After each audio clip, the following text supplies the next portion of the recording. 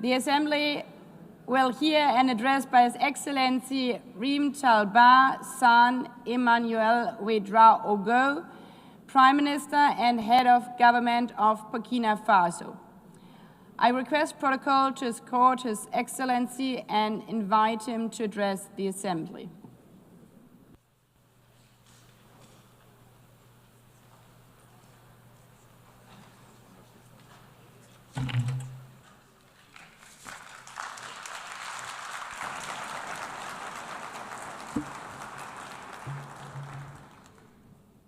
Madame la Présidente, Madam President, Secretary General of the United Nations, Heads of Delegation, distinguished delegates, ladies and gentlemen, it is my great honor and privilege to address you on behalf of President Captain Ibrahim Traoré, President of Burkina Faso, Head of State, during this session, to convey the voice of the dignified, honest people of Burkina Faso. I would therefore like to convey fraternal greetings to you, to all citizens of the world committed to peace and freedom. Madam President, on behalf of Burkina Faso, I would like warmly to congratulate you upon your election to the presidency of this, the 80th session. Your election bears witness to the trust of the international community in your leadership, your ability to listen to other views, and to dialogue.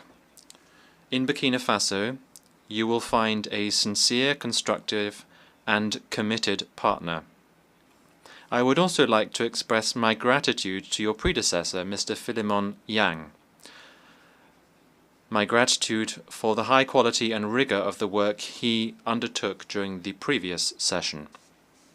Madam President, distinguished delegates, ladies and gentlemen, Burkina Faso fully aligns itself with the statement delivered on behalf of the Alliance of Sahel States by the Republic of Mali, together with Niger as well. We belong to a community of aspirations in a forum of renaissance and breaking with the past. Secretary General, Burkina Faso would like to pay tribute to the work of the UN system and its partners in this common quest for stability and prosperity. The present meeting, which is being held 80 years after the adoption of the United Nations Charter, is a suitable opportunity for us to take stock candidly of what our organization has achieved. And that is what the topic for this meeting suggests that we do. Better together, 80 years and more for peace, development, and human rights. This is fully relevant in light of our mutual commitment to bring about a world that is more just and to build more effective multilateralism. It is therefore part of this approach that should guide every nation, every sub-regional, regional, and international group. This is the oak anniversary after 80 years that should really lead for us to carry out an introspective assessment of what we have achieved. Rather than being a cause for celebration, this anniversary is in fact akin to looking at an embarrassing fiasco, a collective disappointment, and a structural failure. Because we have to be honest with ourselves, we should humbly recognize that even though globally there have been some achievements, there is rather a negative backdrop as a result of 8 decades of optimism that have been sorely put to the test, 8 decades of disappointment, 8 decades of shattered dreams, 8 decades of failure to meet the moment, in a nutshell. That is unfortunately the bleak picture of a UN that many of our forefathers from 1945, if they were still alive, would have struggled to accept.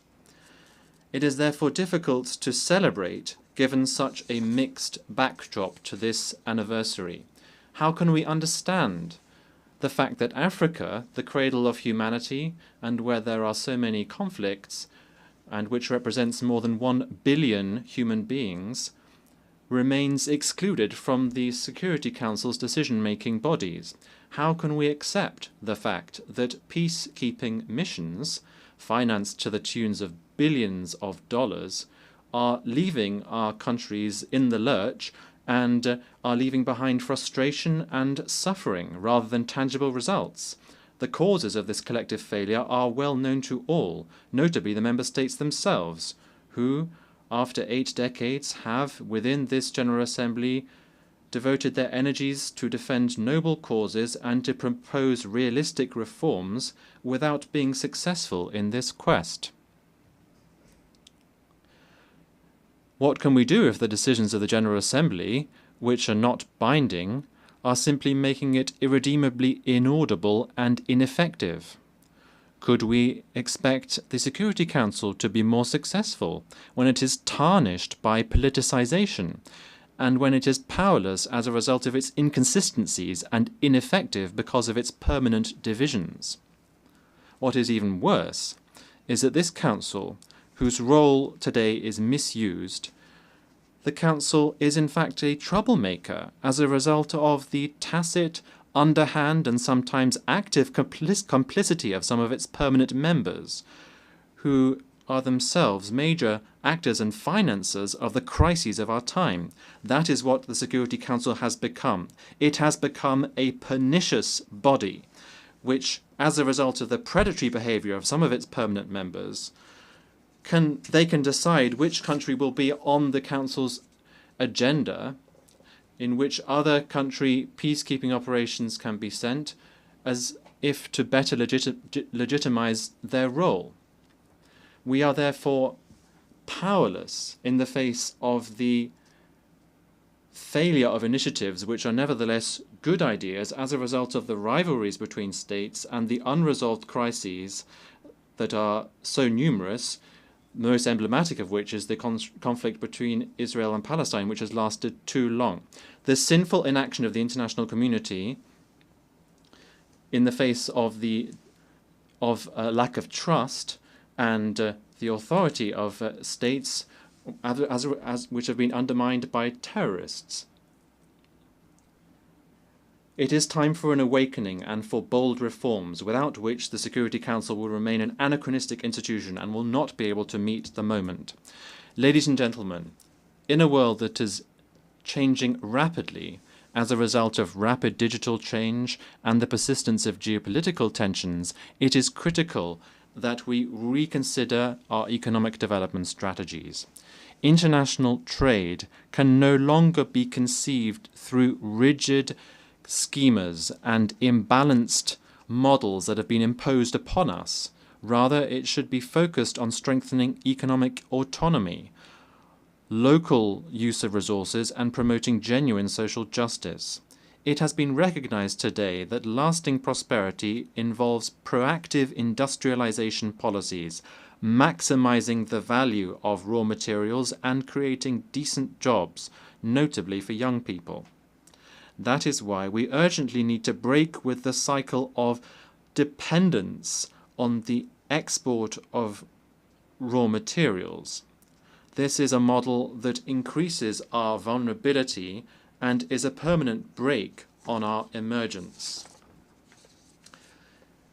In Burkina Faso, presidential initiatives bear witness to this determination to build a productive, inclusive, and resilient economy which can bring new horizons for our citizens. That is why my country reaffirms its commitment to building a fairer multilateral trade system based on international solidarity and making the most of scientific progress, technological advancement and innovation, which are genuine levers for shared, lasting development. Madam President, Like other nations in the Sahel, my country is going through one of the most testing times in its history. For almost a decade now, Burkina Faso has been attacked by terrorists supported by dark forces. These groups are coveting our resources. They are trying to shatter our sovereignty and impose the law of chaos. But rather than resigning ourselves to this fate, we have chosen to stand up with dignity and resistance under the leadership of our President, Captain Ibrahim Traoré. We decided to take our destiny in our own hands by mobilizing our defense and security forces, supported by volunteers for defending the fatherland, who are genuine heroes, by building up the Patriotic Support Fund, which is fueled by our citizens' voluntary contributions and contributions from our diaspora and friends of our country throughout the world. Since 2023, this fund has collected more than 413 billion CFA francs, which is startling proof of the patriotic spirit and unity of our people. By carrying out historic reforms to achieve food sovereignty, to restore our lands, and to relaunch our agricultural production, and to reduce our dependence on imports. These efforts that our determined people have undertaken are now bearing fruit. More than 72% of our territory has been recovered. Thousands of internally displaced people are going back home. Schools are reopening and social services are now resuming. Burkina Faso is thus showing that a united people can overcome even the toughest challenges. Burkina Faso hereby wishes to reaffirm fully responsibly that its priorities are non-negotiable and that its choices must be respected more than ever before. Mesdames et messieurs, Ladies and gentlemen, our activities are aligned with the virtues of solidarity and unity. We are deeply convinced that a people brought together around a common ideal can achieve great things. The efforts undertaken by our fellow citizens within the country and in the diaspora, as well as their enthusiastic commitment to the momentum we've created, reaffirm that we've made the right choice, and this under the leadership of Comrade President of Burkina Faso, Ibrahim Traoré. The enthusiasm carried by the Patriotic Support Fund and the presidential initiative FASO Mebo is an excellent illustration of this. Established in 2023 in support of the Action Plan for Stabilization and Development, the Patriotic Support Fund aims to mobilize additional national resources, endogenous resources, so as to build our defense and strategic investment capacity. This fund has secured large-scale backing both within the country and in the diaspora. Madam President, the methodical pursuit of our reforms has meant that today we've made significant headway on economic governance. We have better control over public spending, we've optimized management of the state's human resources, we've streamlined institutional spending, and our debt levels are viable. These efforts can also be seen in a more equitable distribution of our national wealth, ensuring that the vast resources we have in Burkina Faso fully benefit our citizens, benefit our prosperity, instead of flowing to external interests or the representatives thereon within the country. Despite the difficulties inherent in the security and humanitarian crisis, the government has taken action across all sectors of socio-economic development, and this has brought noteworthy successes. Ladies and gentlemen, this is why we are astonished by the condescending stance of certain UN agencies who feel it within their rights to meddle in our national debate using biased narratives which are divorced from the reality on the ground. We unequivocally reject the report entitled Children and Armed Conflict in Burkina Faso, which is peppered with counter-truths and the very title of which demonstrates semantic manipulation. I would like to use this opportunity to commend the courage of our combatants and to pay tribute to military and civilian martyrs who honorably gave their lives in defense of our sovereignty.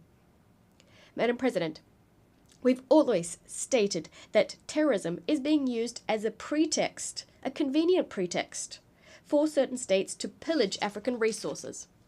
Thus, our countries are being confronted with terrorism. These terrorists being the troops of predatory foreign armies. Some states are no longer hiding this fact. They are publicly proclaiming their support provided to these criminals. A case in point is France.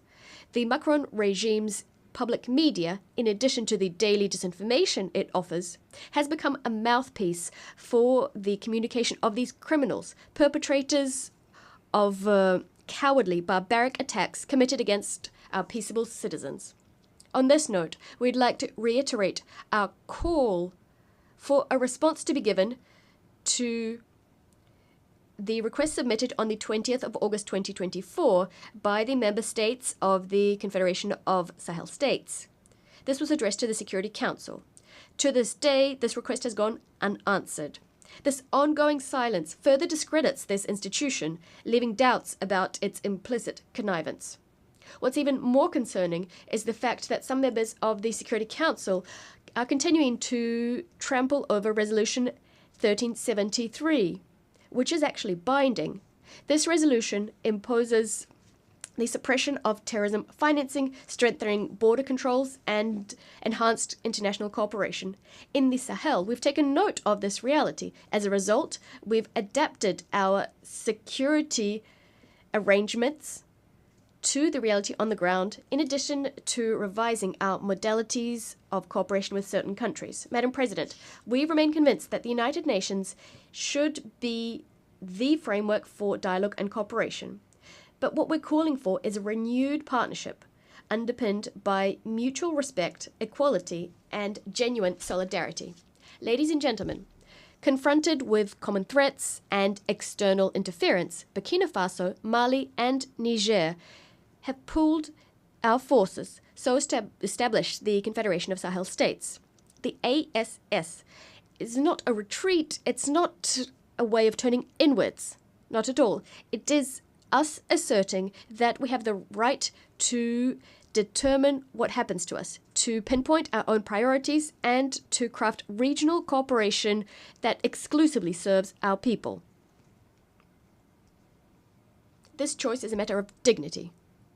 We are refusing a system whereby our countries were all too often used as a territory for the maneuvering by foreign players in pursuit of foreign agendas. It is our willingness to be the agents of our history, to write ourselves the future our children will live out. The ASS is in keeping with the fight of Pan-African figures such as Thomas Sankara, Patrice Lumumba, and Kwame Nkrumah. Today, a new generation of leaders is taking up the baton. Firmly convinced, and this conviction brimming with inspiration, the inspiration given by the father of the August 1983 revolution, the idea that only struggle liberates. Madam President, Africa, for 80 years now, has sought to claim its legitimate place on the Security Council. It is high time to deeply reform our organization. Specifically, what we need is to introduce a bold Security Council reform, granting Africa a permanent seat on the Council. We must also improve resource management to make the United Nations more effective, to bring it closer to the people it claims to serve. We must also staunchly address the structural causes of international injustice, whether that be terrorism that's been instrumentalized by some, the embargo on Cuba, sanctions against Venezuela, Russia, Nicaragua, inter alia, and the Israeli-Palestinian conflict, the impasse that surrounds it. There's also the role to be played by China in our future. There is also the specific case of the Bolivarian Republic of Venezuela. We'd like to reiterate our unswerving support to the Venezuelan people, which for decades has suffered campaigns of isolation, illegal sanctions, and constant provocations. faced with this flagrant interference in the sovereign affairs of this nation and this economic attack, which has disastrous humanitarian consequences, we'd like to express our solidarity with this country, Venezuela. Venezuela, which is resisting with dignity so as to maintain its right to craft its own destiny, free from ultimatums and foreign diktats. We appeal to reason and to diplomacy to end all hostile actions directed against Venezuela. Mr. Secretary General, I would now like to address you.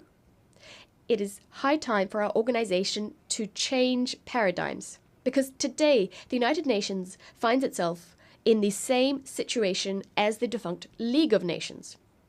The UN isn't able to make its voice heard, to ensure that its own principles are upheld. It's not capable of ensuring compliance with its decisions and resolutions by the powers that be. It's incapable of ensuring respect for international law, of settling many conflicts, or ensuring that it lives up to the task of addressing current challenges.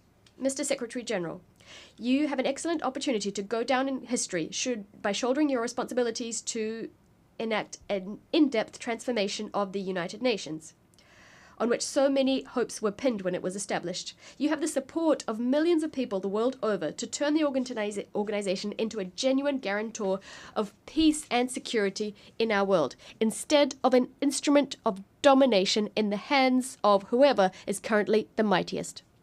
Despite the various pressure, despite all the power plays, we know that you have the ingenuity to liberate the organization and to ensure it is up to the task of our common ambition.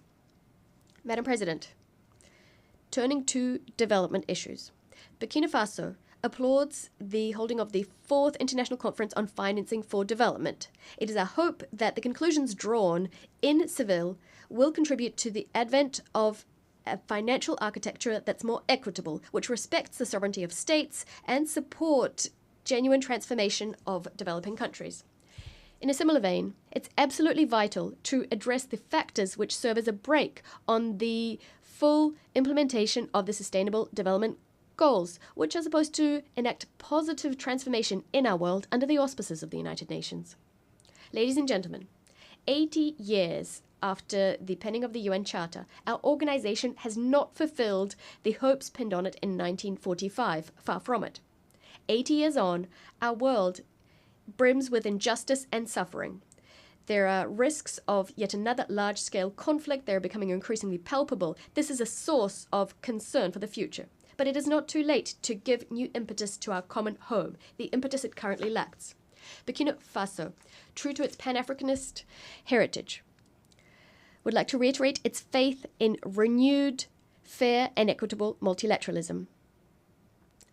We will resolutely defend our sovereignty and our dignity. However, we will also stretch out our hands to all nations enamored of justice, freedom and solidarity. Long live the United Nations organization, a reformed organization, a credible organization. Long live the Confederation of Sahel States. Long live Burkina Faso, a dignified, sovereign country standing firmly on our own 2 feet. Motherland or death, we shall prevail. I thank you.